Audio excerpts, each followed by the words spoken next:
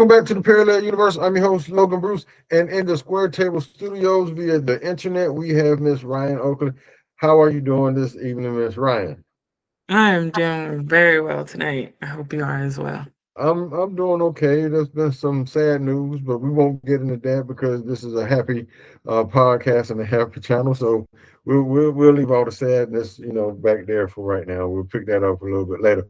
But yeah, I'm Mhm. doing okay. I'm glad that you are. So, Miss Ryan, tell us just a little bit about yourself. Just some background information and what got you started doing the things you do.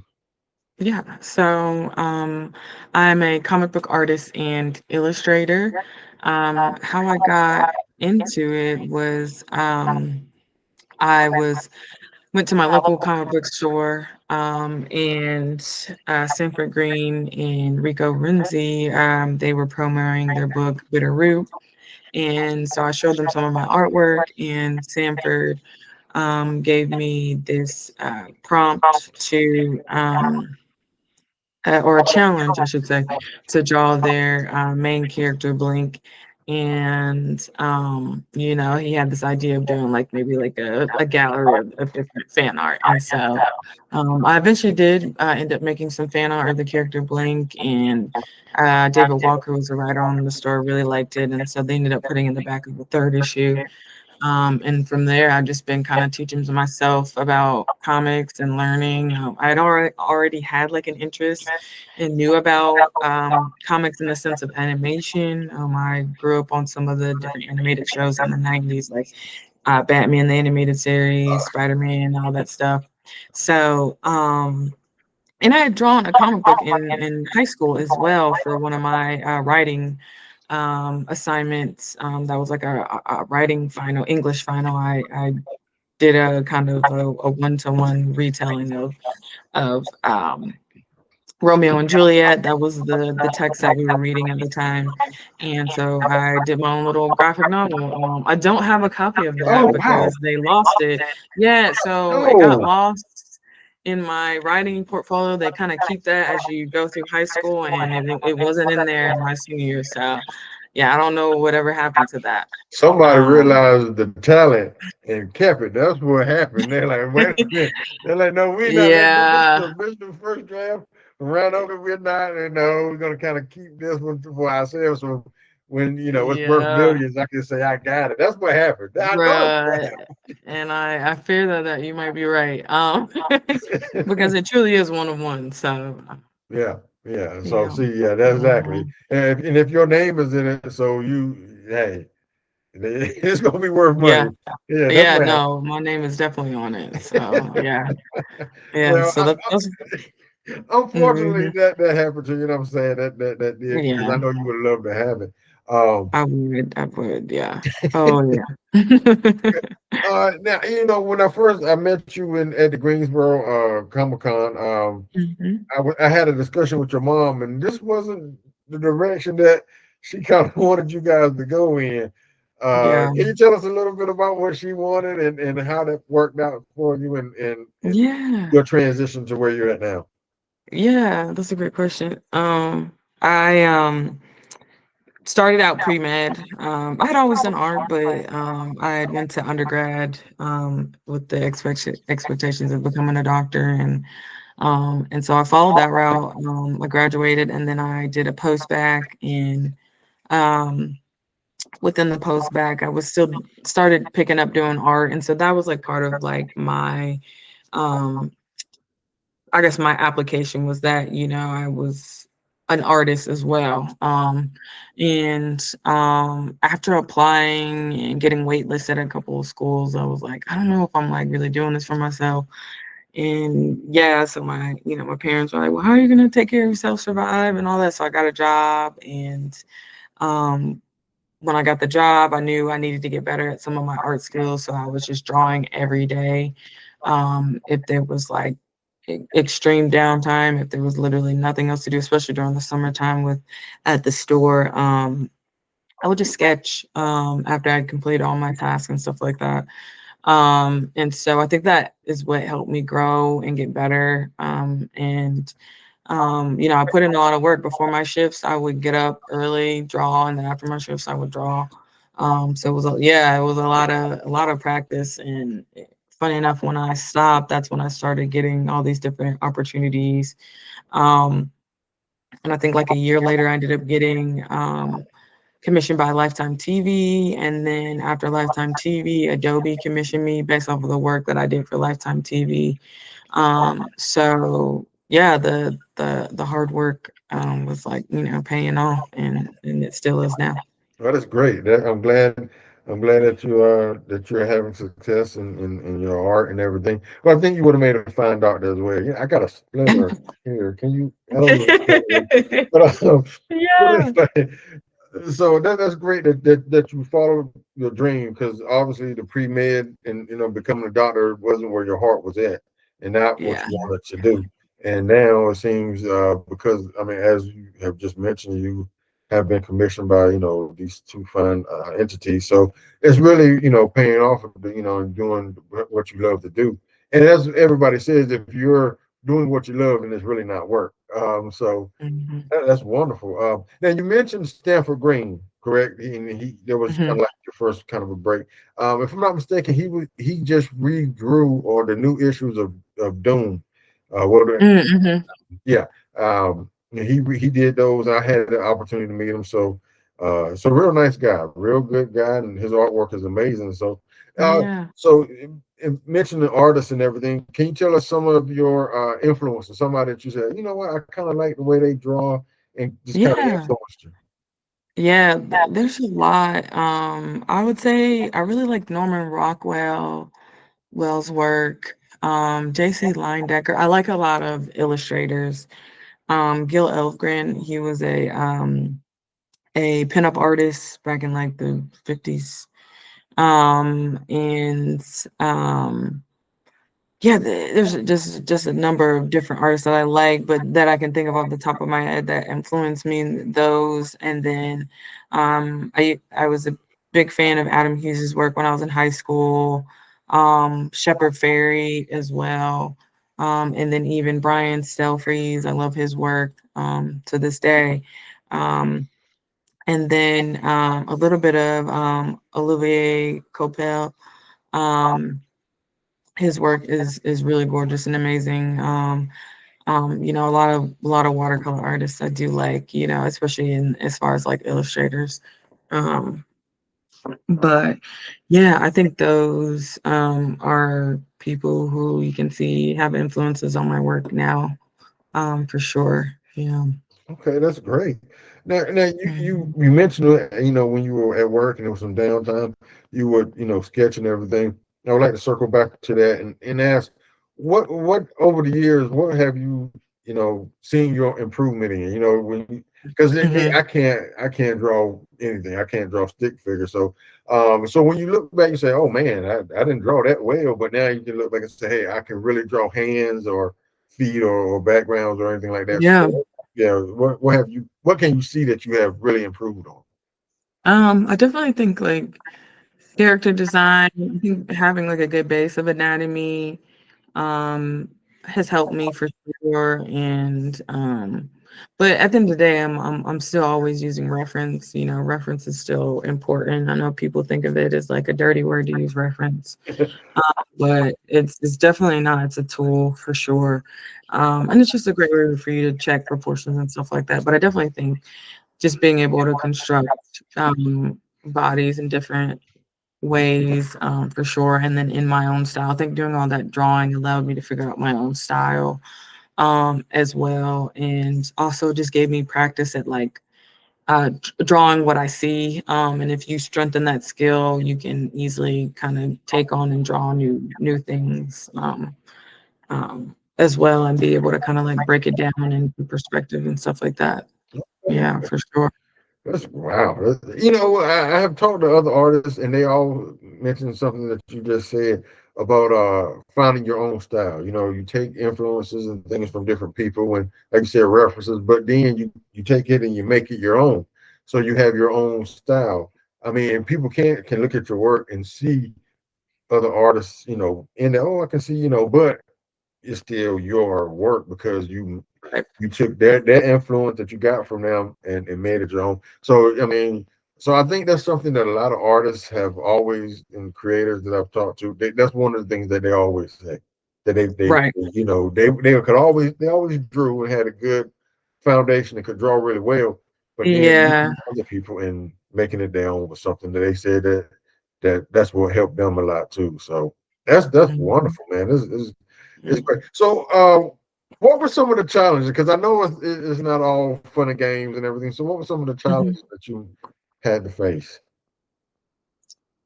Oh gosh, for me, I think, I guess for me, like, the challenging part was getting better and building a portfolio and then still having the energy to push through um and like also working a day job and having the energy to want to get better. Um but I would say also just like um I wouldn't say like having people take me seriously in a way. You know, just because there aren't a lot of Black women in this space, especially like visual artists as well. And yeah, just navigating the space altogether, for sure in comics. Uh can be a little bit tricky because it is about who you know. It's small and everybody knows each other. So you want to make a good impression, and I think I just kind of tried to approach everything with the business mind, but also just being kind to everyone and valuing everything that everyone brings to the community that is comics. So yeah. Well, that's definitely a hill that you had to overcome and climb up. I know it couldn't have been easy. Especially like you said, being a woman of color in this industry, that can be daunting. Especially they look, oh, you ain't, so yeah, you can't do that. I know you probably had a whole lot of naysayers out there where you can kind of say hi now to them, but anyway, Yeah. we're just joking over here. We're just having fun. Yeah, Uh, yeah, Let me. Okay, so I got a couple more questions for you. yeah. Okay, one. What would you tell someone who says, hey, they Mhm, like to draw and they want to try to do this as as their main job, or even just get better at their craft? mhm, What would you tell? What kind of tips can you give them if they wanted to keep going in mhm. this direction? Right. Um, so I think definitely um practicing, like everybody knows what they need to like get better at. You know what your strengths are when your weaknesses are. Like I don't have to tell you that. Someone definitely, especially if you want to be a professional, you should know what those things are. Um and be honest with yourself because that's what I had to do. I had to be honest with myself and my skills and what I could do. And it's okay to compare your work as far as like, the fidelity and like how polished your work is. Look at like look at what some of the how some of the published works look, the consistency, not necessarily style. You don't have to copy style and how someone does something. But like, does it look professional? And I think that's where people can um compare and see where they measure up and see where they might need to improve. Like how do you compose compositions and for covers and stuff compared to um what's already being published and stuff like that. And also, I would say it's okay to have a second job.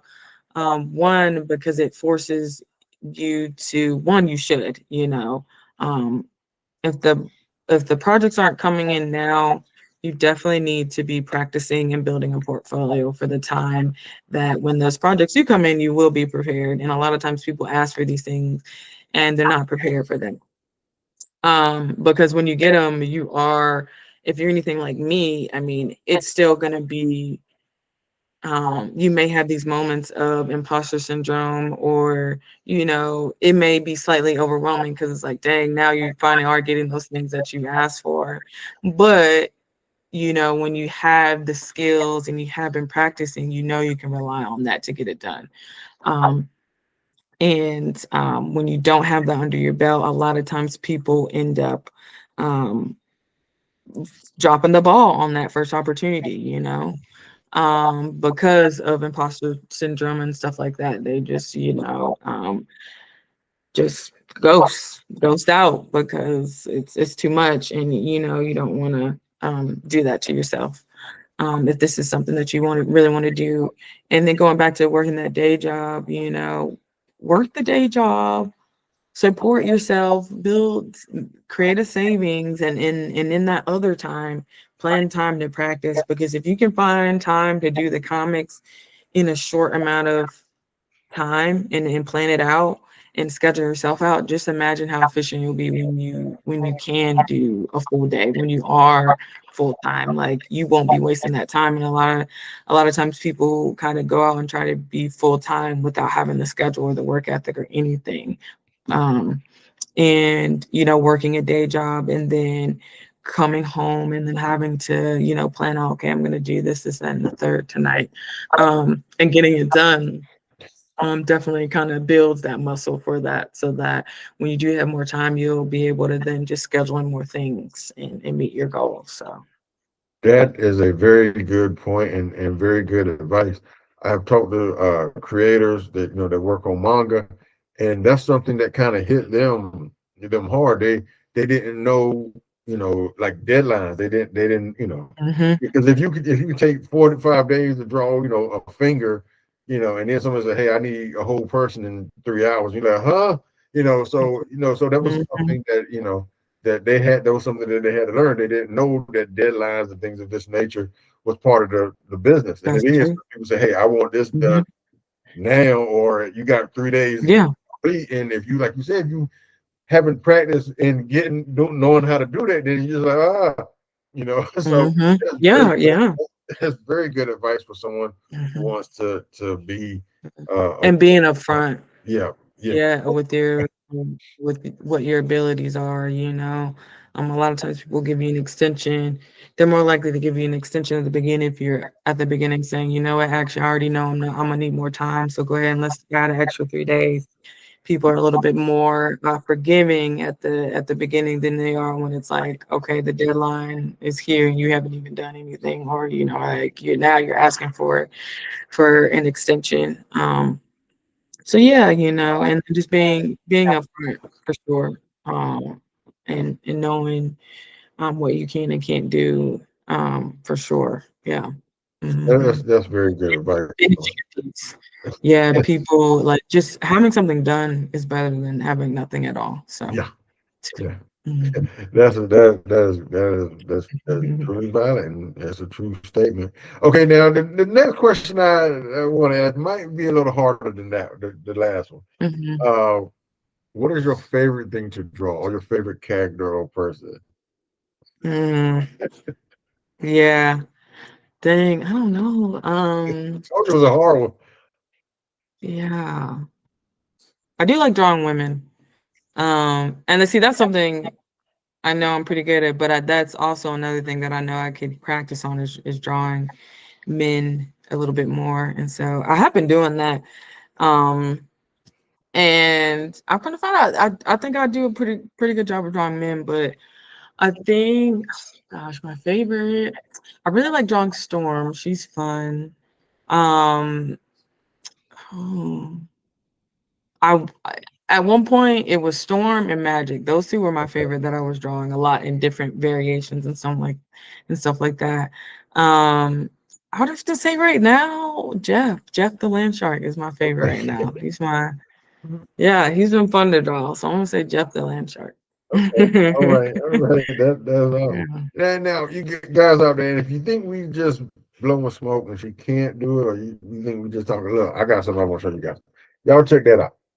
Can y'all see that? That is awesome work. Yeah. That is Storm right there. This is what I'm talking about. See, you see that? You see that, guys? You see it? So She knows her stuff. She's got that pen, y'all. She's got that pen. I'm telling you. Um, and so that's just wonderful, wonderful advice. And if you ever need some reference as far as drawing men, I'll be happy to put on a cape or something. You know, so we Yes. okay.